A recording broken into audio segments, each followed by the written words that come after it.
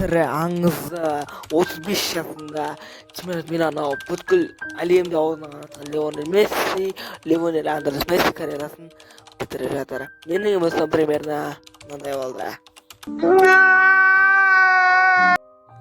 Примерно осындай таңғалық тура келеді. Мен даусым түрлі болмаса, айтып түсіндіріп ал. Мессидің карьерасы аяқталуына 3 себебі бар. Ол жас келмейді. Ол жас 38-де и ол да өз ішінде қалап тұр. Карьерасы біткені өйткені денсаулығы келмейді қазір таңда. Оқып, біртүрлі болып қалдым. Өзі елдегі соң матч өткізгенде өзі белгілі ғой бұл карьерасын бітіретіндігі. Өткен Коpa Американы 2 рет алып тастаған, Чем алып тастаған, 4 рет алып тастаған, Барселонада 300-ден аса матч ойнап тастаған, 300-ден аса матч ойнап тастаған ба. В общем, карьерасын папа. Мен әне ол жайында видео салдым. Толық видеоны менің YouTube каналынан көре аласыздар.